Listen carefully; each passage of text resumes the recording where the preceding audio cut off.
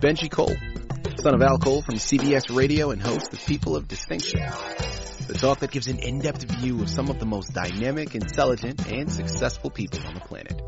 Run to our website, peopleofdistinction.org for more info, or you can always email me directly at benji@alcoleenterprises.com. And on the line with us today, we have Madeleine Templeton. We're going to be discussing her amazing book, Understanding Socialism. Available for purchase through Amazon, BarnesandNoble.com, pretty much wherever books are sold. But people, if you want to gather everything that Madeleine has in store, well, do yourself a favor and head directly to her personal site. And that's AuntKitty'sCorner.com. There you'll find more information on Madeleine herself, more information on this fantastic book, as well as find another book that she's written. This one is a poetry book. It's called Poems from the Green. Now, people, keep it in mind, those are the two books that are available right now.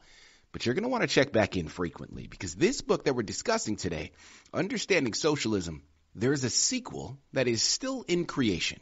So it's not available for purchase just yet.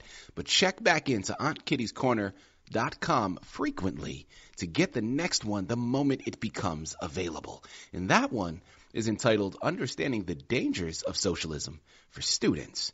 I'm telling you, these are books you're going to want to add to your shelf. Head back on over frequently. Pick them up the moment they become available. One more time, that's AuntKitty'sCorner.com.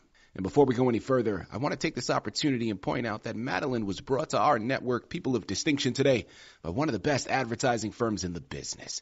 And of course, you already know I'm talking about City of Books. So listen to me. For my writers out there, I hope you're listening in closely. If you've gone through your process, you have spent what seems like countless amounts of hours creating your masterpiece, and now you finally have reached the finish line, although you find yourself in a precarious position because, well, now you need help moving the book you just finished writing. Well, I'm going to give you some fantastic advice. Contact City of Books. People, they're one of the best in the business to do it, and this is exactly what they specialize in. So head on over to cityofbooks.com today and gather all of the ways that their fantastic team is going to help maximize your creative endeavors. And listen, it is an absolute pleasure to have Madeleine here on the line. Now, right there in the title, people, listen, there's no beating around the bush. All right, you understand the discussion we're having today. We're going to talk about some socialism. We're going to talk about some socialistic traits and, of course, comparing, contrasting. Now, I'm really looking forward to this for a number of reasons. First and foremost, and let's just tackle the elephant in the room. When it comes to socialism, this is a hot topic in pop culture today. This is what seems like something that comes up now in every political debate. So this is something that you either have had conversations about yourself, or maybe stopped talking to certain people because of their personal beliefs with regards to this matter. I mean, this is, like I said, a hot topic, okay? And I'm not, it's not a trial and hyperbole here. This is truly what it is. And what I love so much about this is, listen, regardless of your political background, regardless of your particular ideology, we can have conversations about this, and we don't need to agree on everything. And I actually love that, because here's the thing, people. At a certain point, I don't know when it happened, but I feel like all of a sudden, the political sphere that we're in nowadays seems to be, if you are on the right, you believe everything the right believes, and that's it. And vice versa. If you're on the left, you believe everything the left believes, and that's it. We don't have conversations anymore. We don't really try to see other people's opinions anymore, or at least that's what it seems like. I feel like there's a lot of division. And when it comes to socialism, it's a hot topic because it really is always a battle between socialist and capitalism. And I get it. Here in America, we're a capitalistic society.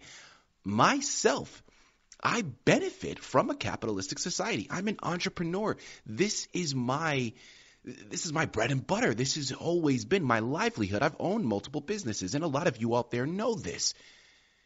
But here's the kicker. And I get it. They're conflicting, and it's, can't really happen, or maybe it can to certain degrees. But in a perfect world, my ideology, if I could choose it, would be a mixture of capitalism and socialism. Because listen, there's an argument that can go both ways with both ideologies. And I think that this is a fantastic discussion to have.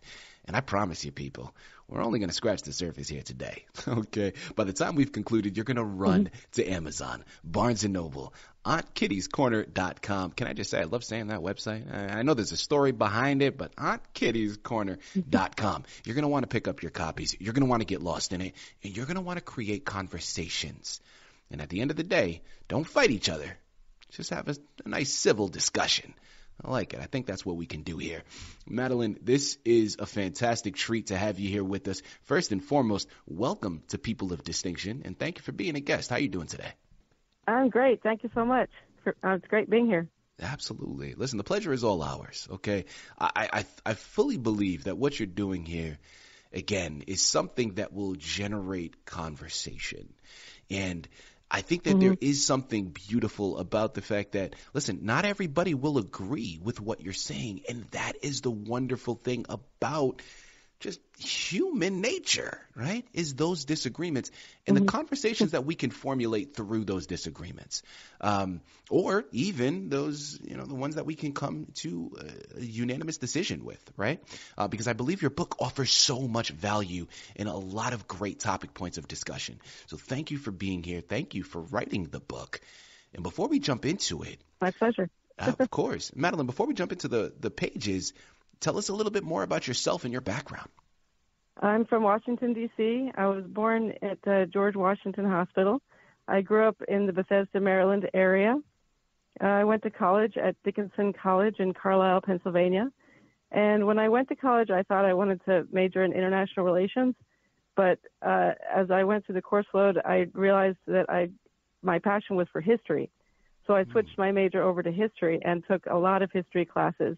And there I fell in love with the subject. And I can even say, like, today I'm kind of like the family historian, because when we get together for holidays and events, I'm the one taking pictures and taking videos and putting them on DVD and making scrapbooks and things like that. So I feel like I'm the family historian. I also keep journals, and I'm very good at dating things. So I document things and date them.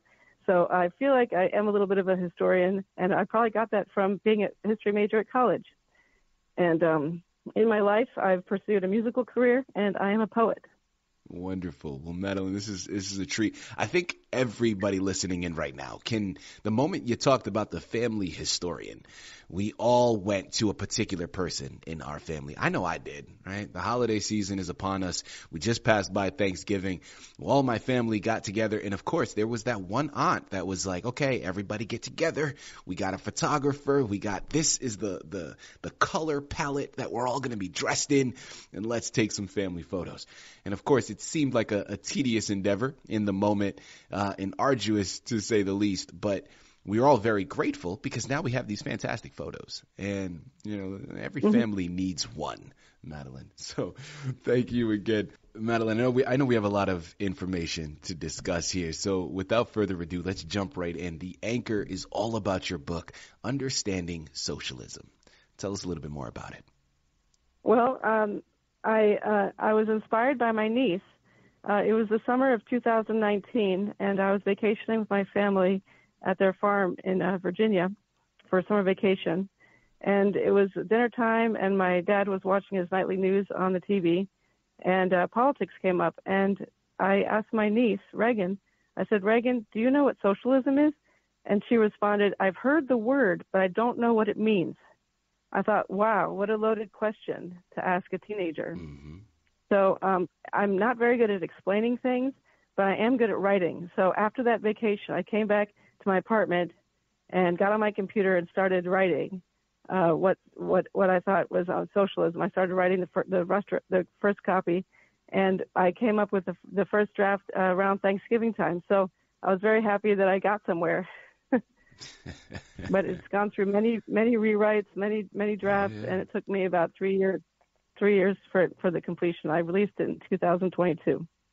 Madeleine, I love what you said. And listen, when you said that you posed the question to your niece and she had a difficult time explaining it, it brought up something for me, because I think that there are a lot, especially nowadays, right, where socialism and socialist is a demonized term to a certain degree, right?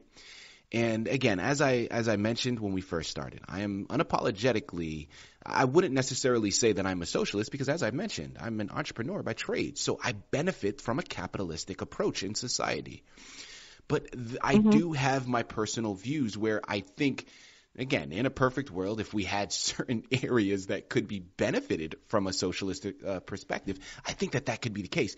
But you get to the point where it's difficult to explain, and I agree because it is a convoluted term now, at least I feel so in today's day, right? It's a loaded question. It is a loaded one, right? And there's also a lot of varying degrees to socialism and the extent of how far it goes. And a lot of times people view socialism and they view it as a synonymous term with communism, when of course it is not. But through interpretations, that can get convoluted and muddied a bit. Madeleine, talk to me about inspiration behind this, because of course we know it started through your niece, but this could have been something you personally wrote, kept on your personal shelf, and then verbally told your families, but you didn't. You took it a step further. You published the book for the masses. What inspired you to do that? Well, I really wanted to reach out to the youth of America, and my niece was sort of the catalyst, and I wanted to let them know about the dangers of socialism. In my book, I start off a little bit about the history of, I introduce Karl Marx and a little bit of the history of his philosophies of socialism and communism. And then I go into Russia and the old USSR and China, Mao Zedong, and Adolf Hitler and Nazi Germany, and the current day Venezuela situation. So I get a little bit deeper into the histories, and I would really like the youth of America to understand what socialism is, and so that's where I'm at. Perfect. Okay, so this is an educational book geared towards the youth, right? And of course, as we always say, the children are the future, right? So we're wanting to set them up with a wealth of knowledge to carry them forth. Fair assessment? Yes. Perfect. Wonderful. Well, listen, Madeleine, what would you say was a highlight for you? Or maybe highlight has the wrong connotation. But throughout this process, was there anything that maybe surprised you that you weren't anticipating before you began? Yes, there was something. When I first came up with my first draft, I was citing my sources as I was using the internet as my source, and I wrote down as my source the internet. And this is very novice. I was like a newbie about it, and somebody gave me the suggestion. They said, "Oh, you need to write the whole source, like where you actually got the information from, because the internet is too vast of a thing, right?" So I made that mistake early on, and it took me a while. I had to redo a lot of the historical research, and do it the right way, where you're actually citing the actual source. And I do that throughout the book, and I have a lot of quotes, and I cite a lot of things. So it put me on the right path, let's just say, to be able to write a historical book. Mm-hmm. Thank you very much, Madeleine. With my next question, I want to try to get a little more to the heart of the matter. Now, you mentioned the dangers of socialism, and listen, I'm there with you. Okay, I understand. That is also a loaded concept. And I also believe that there are some pitfalls to socialism, right? It's not all just roses and butterflies. But since you brought it up, Madeleine, talk to us from your perception. What do you feel are some of the dangers of socialism? Well, I feel like some of the dangers of socialism are censorship, growth of government, mandates, lack of religious, being able to worship your religion, things of that nature are components of socialism. And the book is a profile of America in 2022, and that was at the end cusp of the COVID pandemic, if you remember. And a lot of these things were happening in our American society. And in my book, what I do is I weave situations like things that Stalin did and things that Mao Zedong did, and weave them into current day American society. So I make parallels between what happened then and what's happening now. So the book is kind of like a proof, and I prove something in the end. And I'm not going to let you know what that is. You have to pick up the book and read it yourself to to figure out what I finally do prove. But it's significant, and it's important for people to know and to understand what's going on in our American society today and what's going on with our government. Yeah, people, I'm telling you, I think that this is a book that needs to be on everybody's shelf. As I mentioned when we first began, the danger I feel like we're currently dealing with from a societal standpoint, right, from a macro standpoint, is we're just not having conversations anymore. And I think that's probably more dangerous than so many things. Regardless of how you feel with regards to the concept of socialism, whether you agree with it totally, you disagree with it totally, you have some varying beliefs where certain things you agree, things you don't. To me, it's scary. And maybe it always was scary, but I think now I'm in a different chapter in life where I'm raising my own family, and I'm forced to now think and view the upcoming world that I am leaving behind for my children. Mm-hmm. So it's important. And right. It brings things into a different perspective. And again, when we get to the concept of no longer having conversations, right, where it literally, I wish it was hyperbole, but it really is, from a political standpoint, it truly is so much of right aligning with the right and left aligning with the left, and we are not meeting in the middle ground anymore.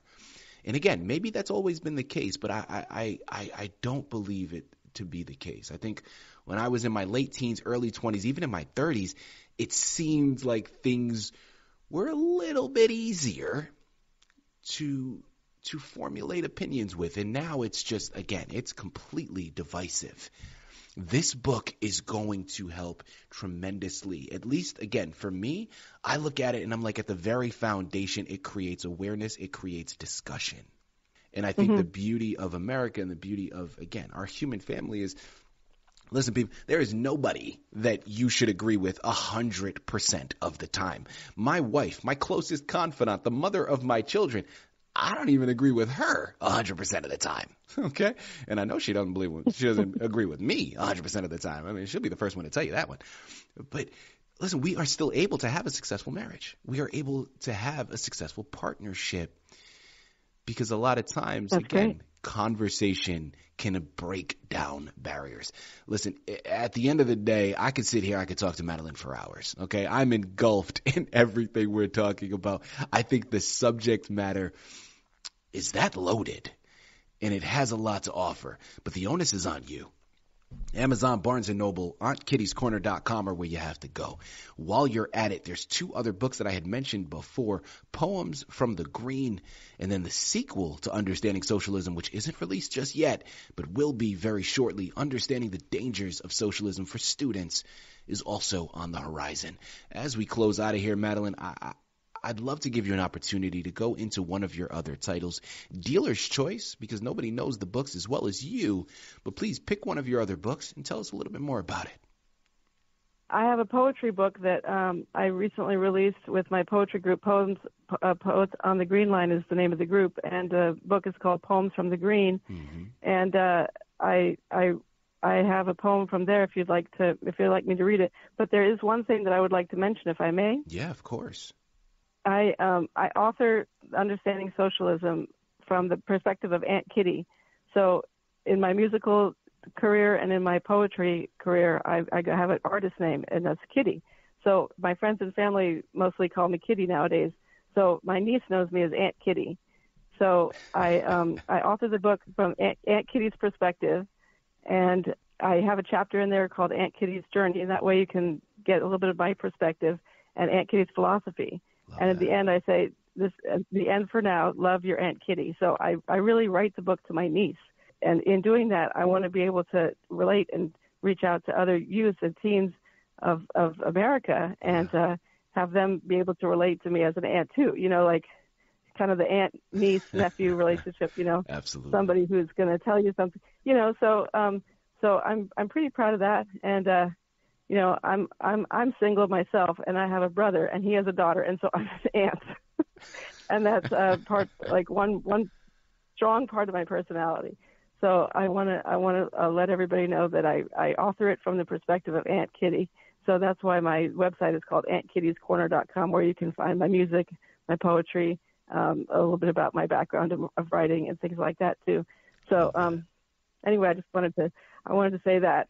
Yeah, appreciate it. Thank you very much. Listen, I knew there was a story behind it. I didn't know if it was appropriate for me to ask, but listen, I thank you for going into it, and I appreciate it. Here we go. Madeleine, you mentioned a poem, and I can think of no better way to close out. Please, whenever you're ready, if you have the poem there for us, we are all ears. Oh, sure. Sure. This poem is called Her Last Gift. It's dedicated to my friend Shisha Fraser McKee. A green emerald earring, a dazzling drop of gold, a gem from her heart, decorative and bold, a gift, one of many throughout the years, a special earring, this one two-tiered, a white snowflake pear, a fleur-de-lis, the simple rose to adorn my ear, cooking aprons and mittens in the winter, a red velvet cake at Valentine's, a festive holiday, bottle of wine, the gift of music, a gateway to your soul, the gift of friendship, the gift of love, the gift of your voice. Truly your spirit lives on in all whom you touched with your gentle kindness that glowed to everyone it showed.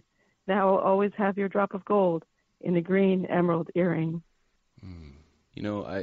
So the poem, and I'm not sure the origin story behind it, but what it did for me is it as you're talking about certain things that remind you of this individual, it then transported me to my own circle of family or friends, but individuals that are no longer with us.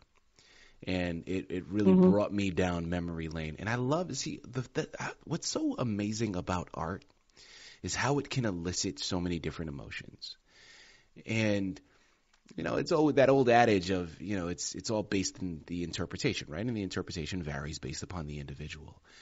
But I love the fact that poem, which was the first time I had ever heard it, I don't know you, I don't know the individual you speak of, but how it can connect with me and resonate on such a level where it's making me think of individuals that have passed on, that are no longer here. They were very dear, exactly. Very dear to you and close. Yeah, that is a beautiful poem, Madeleine. Thank you very much. People, that was just one. The book is filled with so many of them. I'm telling you, there's a lot happening here. Oh, the poetry book is a poets from the Green Line. It's a group, a community of poets in the Washington, D.C. area, and we got together and put together a collective book of poetry. It's kind of like an anthology chapbook of all of our poetry over the past several years that we've been together as a group, and so it's a group work. It's not just my own. It's group work. I love that. People, I'm telling you, it starts with Understanding Socialism. It moves on then to Poems from the Green. Check back in frequently for Understanding the Dangers of Socialism for Students. All will be available through Amazon, Barnes & Noble, and AuntKitty'sCorner.com. Head on over there today. Get lost in all of it. Madeleine, this has been a true pleasure, an absolute delight. Thank you once again for being a guest on People of Distinction. Thank you so much. My pleasure.